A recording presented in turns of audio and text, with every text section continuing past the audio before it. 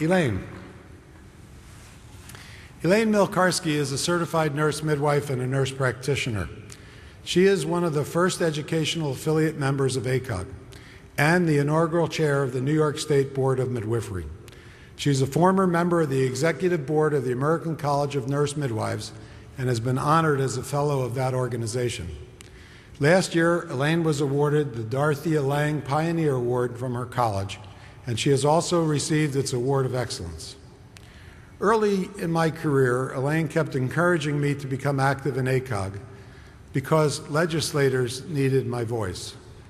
With her vision, compassion, intensity, intelligence, kindness, and unique spirit, she was my partner in creating a new model for maternity care in central New York, initiating the first hospital-based midwifery practice and the first birthing center.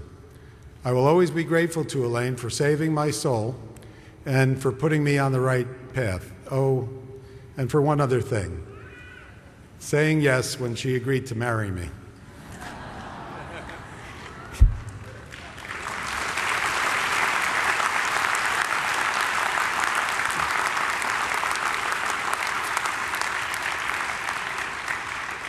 Elaine is not up here as my wife, but rather as my true practice partner.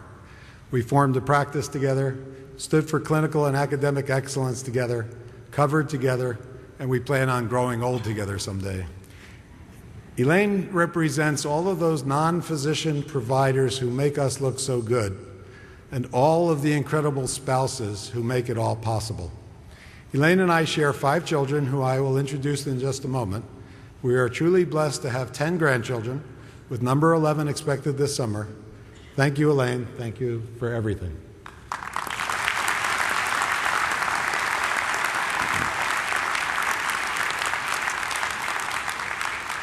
And now, on to those children. Michelle Brayman is a middle school teacher, science teacher, and she is married to Matthew. They have 1 child. Dana Karanik is married to Corey, and they have 3 children. Dana is a registered nurse and the practice manager of our James Street office. John Milkarski is a musician, and he is married to Jackie. Their twin girls are home in Wilmington, North Carolina. This is long. Adam Waldman lives in Westfield, New Jersey. Adam is the director of marketing for Celgene Pharmaceutical Company. His wife Lisa could not be here with us today. They have 3 children. Jeremy Waldman is a plastic surgeon who hails from Nashua, New Hampshire. Jeremy's wife Cheryl is due with her 2nd baby in August, and she's home with her daughter. Ashley, Dylan, Jordan, Madison, Matthew, Jake, Ryan, Jack, Julia, and Colby apologize because they cannot be here with you today. Thank you.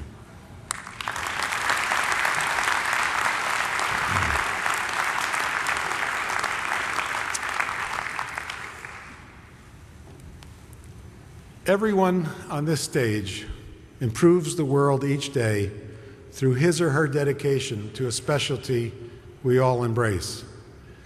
How very proud I am to stand before such a committed group of colleagues and very good friends. I am so deeply grateful and profoundly humbled by this honor. I am an obstetrician and gynecologist. I am an OB-GYN. For the last 32 years, I have been in private practice in upstate New York, experiencing not only the wonders of our specialty, but also the frustrations. I am everyone. I am you. My hands-on, intimate knowledge of the daily challenges of private practice affords me the ideal vantage point to comment on the issues haunting us of those on the front lines of care. I know economic viability because there have been times when I went months without a paycheck to support staff and overhead. I know liability because I've spent weeks in the courtroom defending myself and others successfully. I know the electronic medical record because I've spent hours and hours installing a new system in our office. I know what it's like to get up at 3 o'clock in the morning to do a delivery. But please, don't misunderstand me. When I selected obstetrics and gynecology as my specialty, I made the best decision of my professional life, and I wouldn't have it any other way. As I look back, I realize that I fell in love with this field. For me, delivering a newborn baby is simply the single greatest natural high that you can experience in a medical career.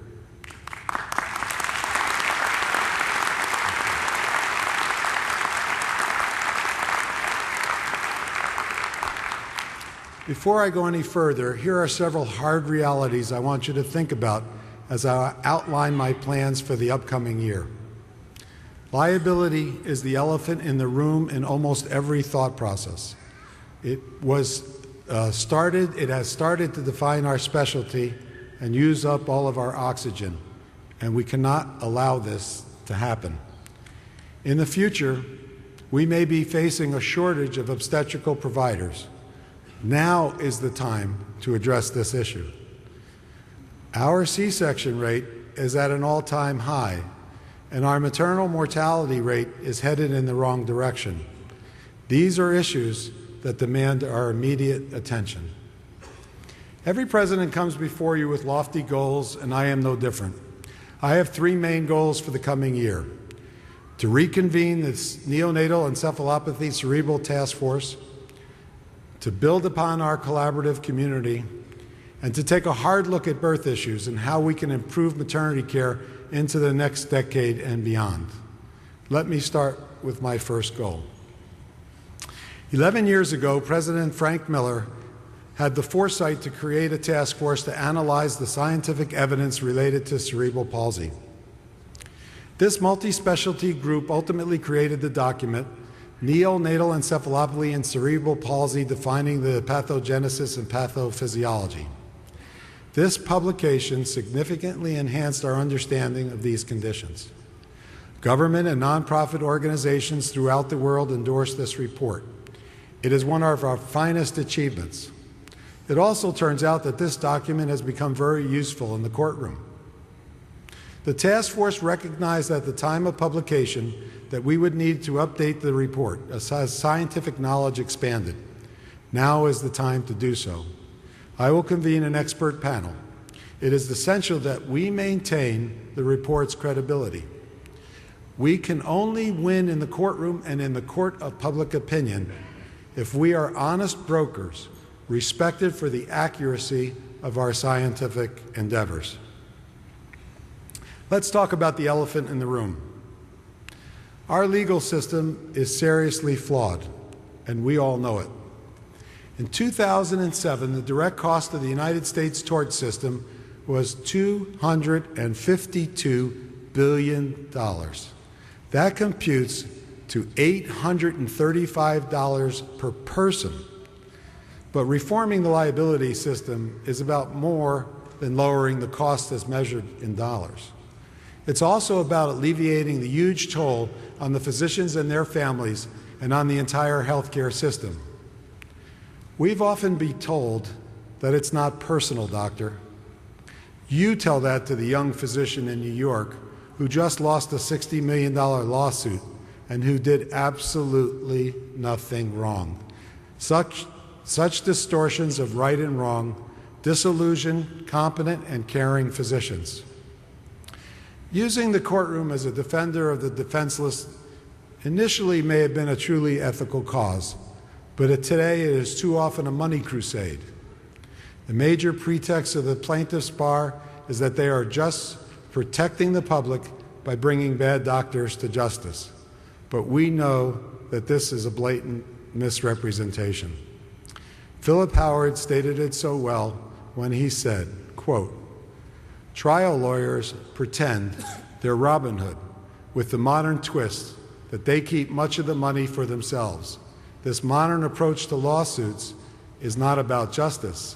It's about greed in the clothing of justice."